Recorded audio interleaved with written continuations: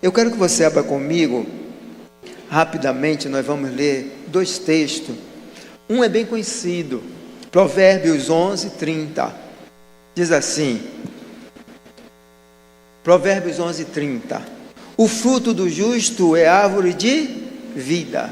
Diga assim, o meu fruto é árvore de vida. Amém? Repita de novo, o meu fruto é árvore de vida. Todo fruto que sai de você é fruto de vida, irmãos. Tito vai dizer que para isso Deus nos chamou, para fazermos as boas obras. Então, o meu fruto, diga assim, o meu fruto é fruto de vida. E aí a segunda parte desse versículo diz, e o que ganha almas é sábio. Pergunta a teu irmão se você é sábio. Quantos sábios nós temos aqui? Eu quero desafiar você para não encerrar o ano sem, no mínimo, falar para uma pessoa de Jesus e desafiar essa pessoa a estar aqui, porque a Bíblia diz que quem ganha alma sábio é. Aleluia! E você é uma pessoa sábia. Glória a Deus. Agora vá comigo lá para o Evangelho de Lucas, capítulo 5. Lucas não, Marcos. Marcos capítulo 5. E eu quero encerrar essa noite com essa palavra. Marcos capítulo 5 nos diz assim, a partir do verso 1.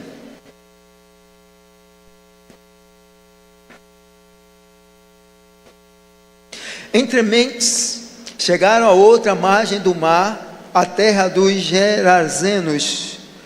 Ao desembarcar, logo veio dos sepulcros ao seu encontro um homem possesso de espírito imundo, o qual vivia nos sepulcros, e nem mesmo com cadeias alguém podia prendê-lo, porque tendo sido muitas vezes preso com grilhões e cadeias, as cadeias foram quebradas por ele e os grilhões despedaçados, e ninguém podia subjugá-lo.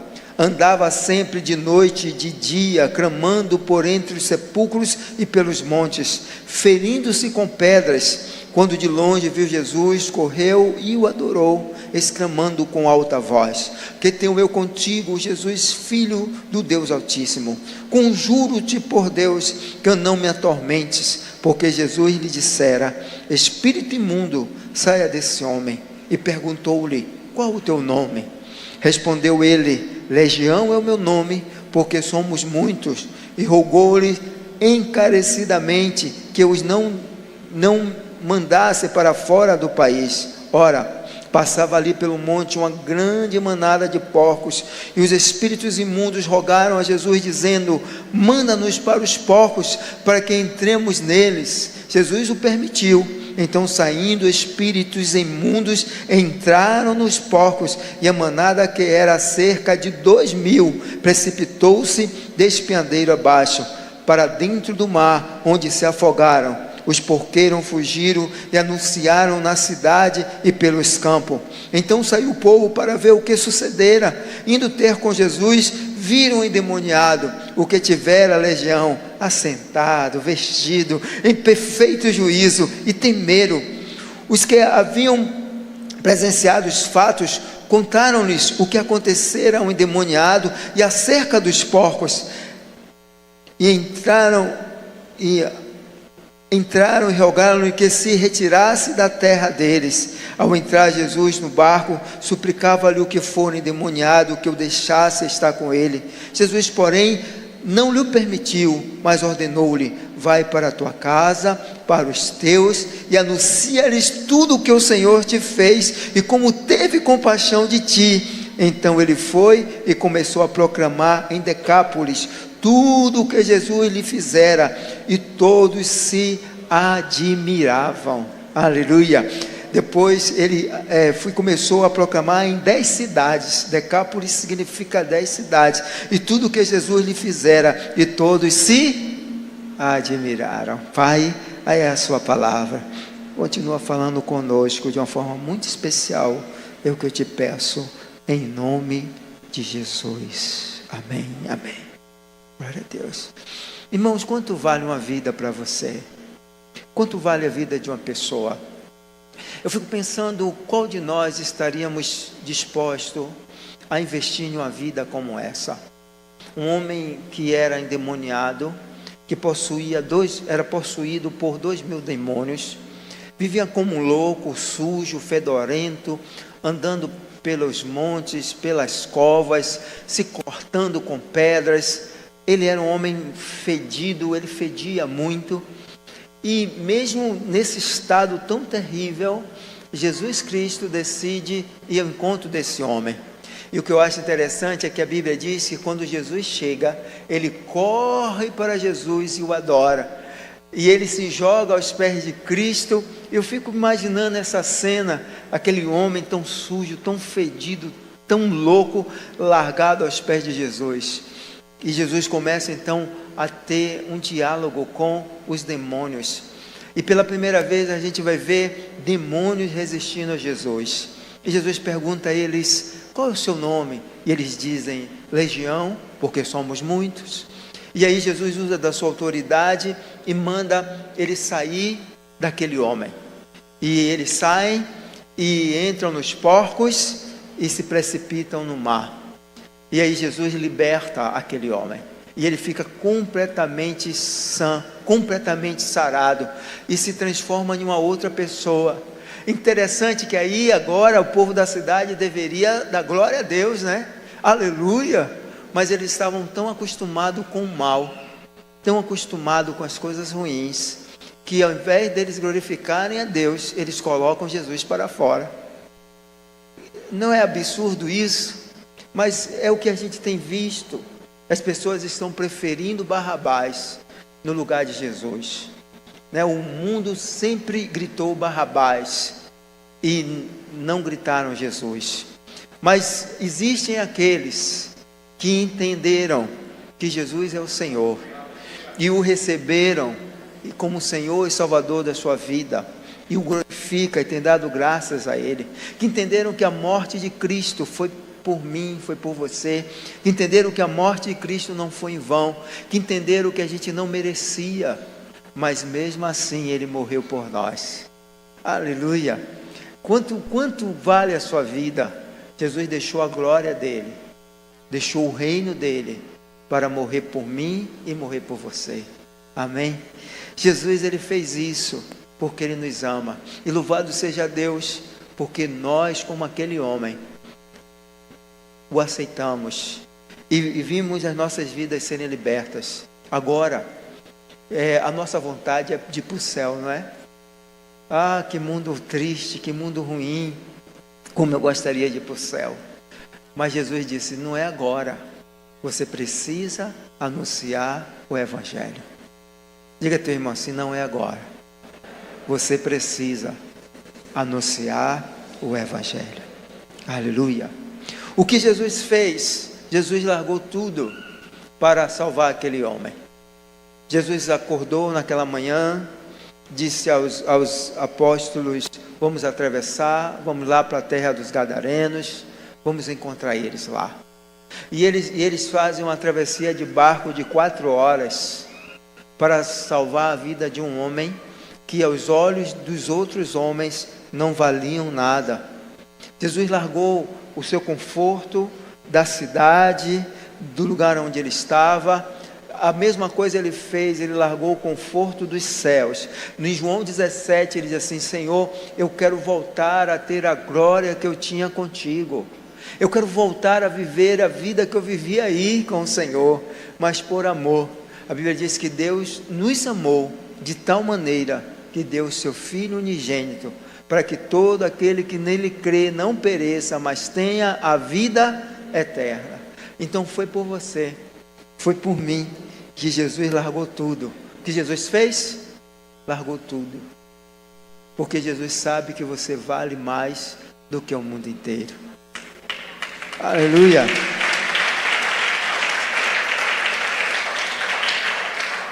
A segunda coisa que Jesus fez, ele pagou um preço alto. Pagou um preço alto pela vida daquele homem. Irmãos, ele alugou um barco. Na verdade, como eles eram 12, 13 com Jesus, Então eles precisavam alugar, na maioria das vezes, 2 barcos. Aluguel de barco nunca foi barato, né? Tenta alugar um barco aí para tu ver. Um barco bom não é barato. Jesus alugou um barco. Aliás, alugou 2 barcos. Atravessou o mar da Galileia. Foi até lá onde aquele homem estava, só para falar a ele da vida eterna. Jesus pagou. Quanto você estaria disposto a pagar por uma vida? Quanto você estaria disposto a gastar por uma vida? Eu fico pensando, às vezes, algumas pessoas, para dar o dízimo é uma ladainha, uma história, ouve não sei quantas palavras contrárias ao dízimo e fica fazendo conta e faz tanta coisa e não tem coragem de investir em vidas. Eu estou falando aqui de investimento financeiro mesmo, de ajudar, de cooperar. Eu faço às vezes eu faço uma pergunta, né? E eu queria que vocês fizessem essa pergunta: se todos dessa igreja ofertassem e dizimassem como você oferta e dizima, essa igreja ainda estaria aberta? Não precisa me responder. Essa igreja estaria salvando vidas? Essa igreja estaria ainda funcionando se todos ofertassem e dizimassem como você oferta e dizima?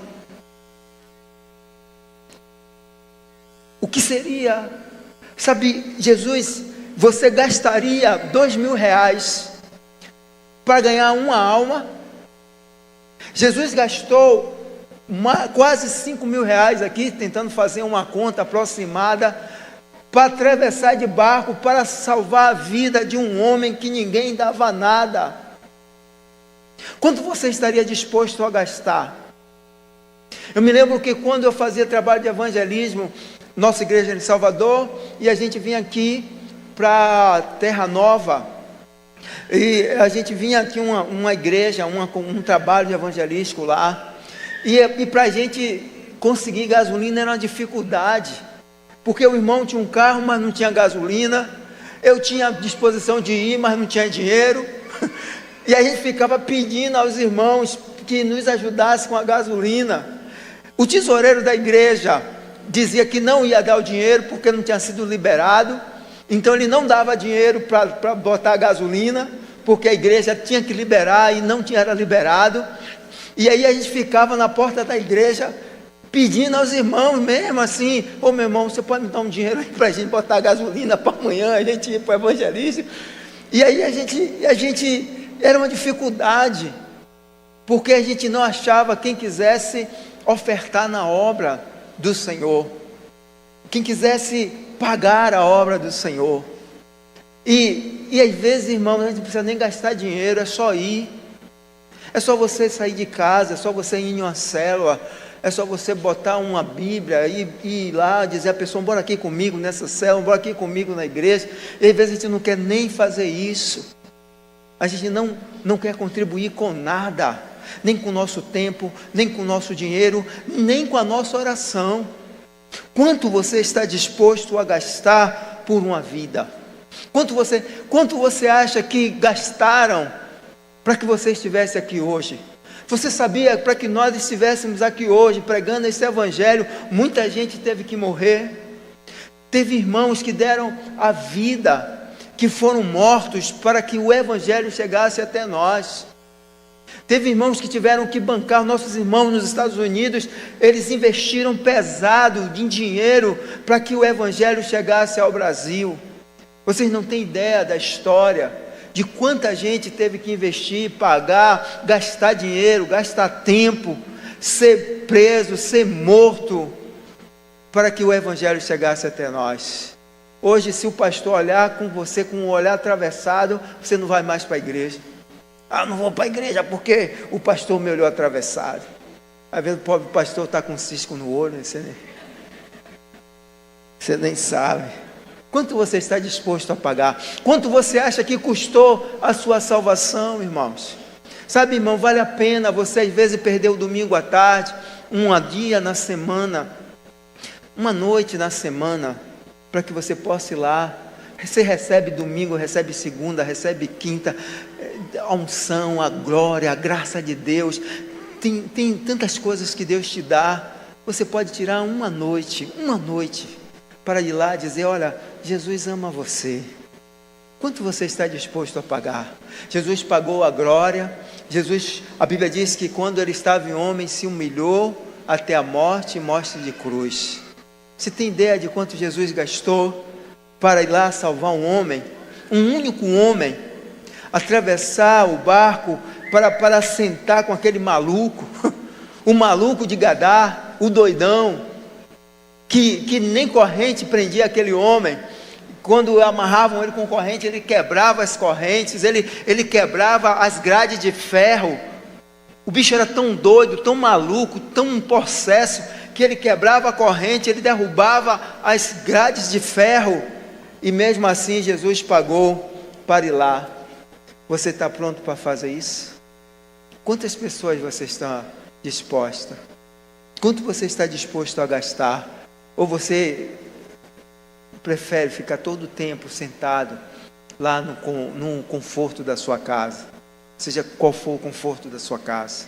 Mas Jesus está te chamando para que você faça algo mais, para que você pague o preço, um preço pelas vidas, um preço pelas missões, e você pague o barco, né, que vai atravessar o oceano, para que possam estar. Vocês têm ideia de quanto nós, os pastores de vocês, pagamos para estar aqui?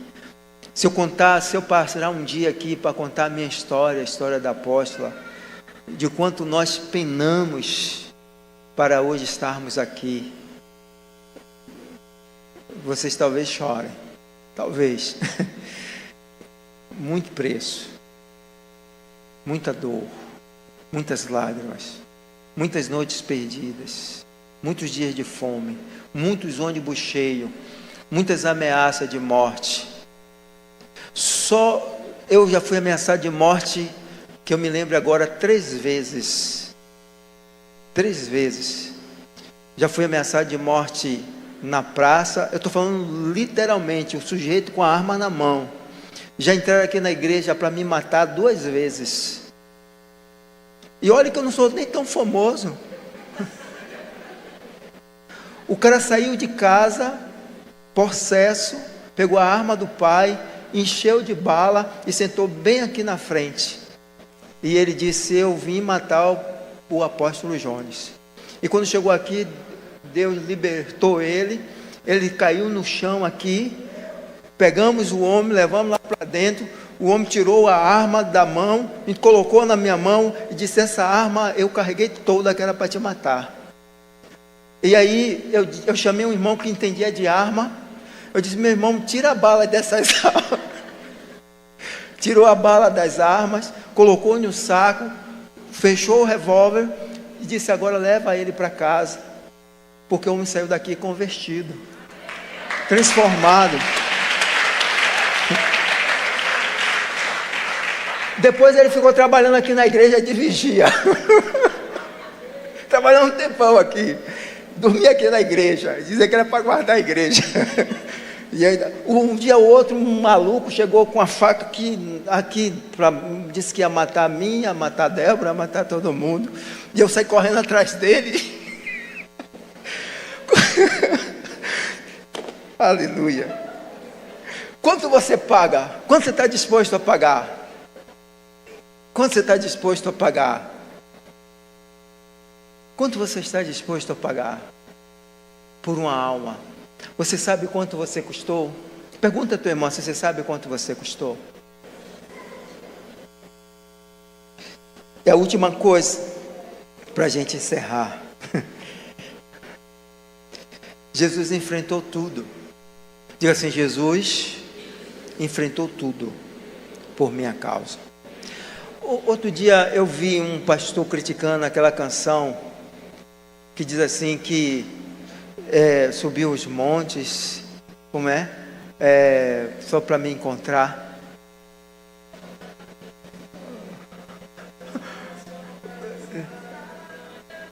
Para me encontrar.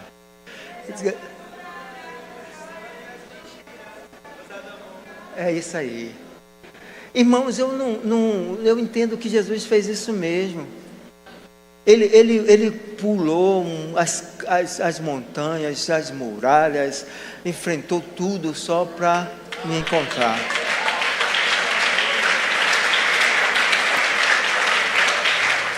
O apóstolo Paulo um dia olhou e disse assim: esse amor me constrange. Irmão, um dia eu estava orando e veio sobre mim uma consciência do que Jesus fez. E eu comecei a chorar porque eu disse: eu não mereço isso. Se você tiver a consciência da cruz, você não merece a cruz, irmãos. A cruz não foi por causa de Jesus.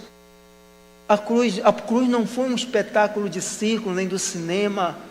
A cruz foi uma morte real, de um Deus real, de um homem real, que não pecou e que morreu por mim e por você. Jesus enfrentou tudo, enfrentou o diabo, né? Na história desse homem, enfrentou o diabo, enfrentou as pessoas. Porque você está aqui, o que você quer? Enfrentou uma cidade inteira.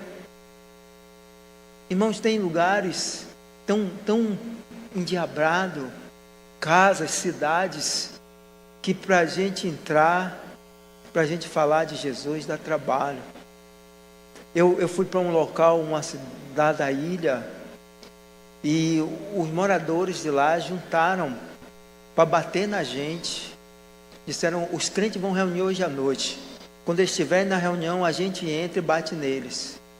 Aí teve uma pessoa que denunciou, né, o plano.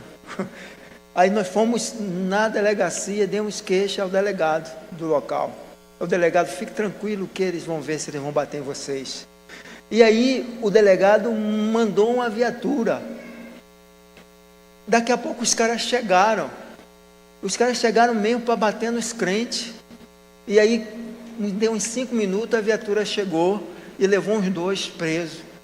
E pronto, ninguém bateu nos crentes.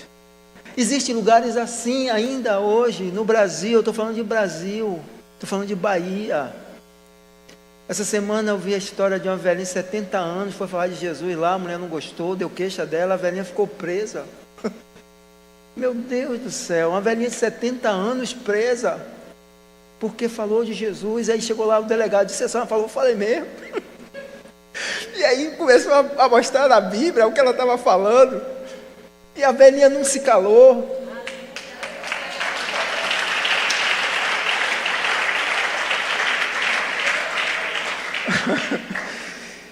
E prenderam a velha. Jesus enfrentou tudo, irmãos. Enfrentou o diabo, enfrentou pessoas, enfrentou a cidade. Você tem ideia de quantas coisas Jesus enfrentou? Quantos diabos foram vencidos para que você estivesse aqui hoje? Você tem ideia de quantas pessoas foram vencidas? Porque existem pessoas perversas, irmãos, que vão fazer tudo para te tirar do caminho do Senhor. Algumas com convites, com insinuações, com falácias, outras com violência mesmo, para que você não esteja aqui, para que você não fosse de Jesus. Cidades que são tomadas por demônios, mas Jesus venceu tudo. Aleluia. Ele deu a vida, e Ele deu a vida por aquele homem, e Ele deu a vida por mim, e Jesus deu a vida por você. Por isso ele disse: não é hora de ir, não é hora de você ficar em casa, não é hora de você ficar no barco. Vá, saia por aí e diga às pessoas o que eu fiz por você. Sabe, se você não sabe falar nada, diga só o que Jesus fez por você. Como Ele te salvou, como Ele te restaurou, como Ele cuidou de você. Aquele homem entendeu essa palavra e ele saiu pelas cidades dizendo: eu era um endemoniado e Jesus me libertou. Eu era um drogado, Jesus me libertou. Eu era um perdido e Jesus me libertou. Eu era um idólatra, Jesus me libertou. Eu era um feiticeiro, Jesus me libertou. Jesus está te dizendo: eu fiz por você. Fica de pé.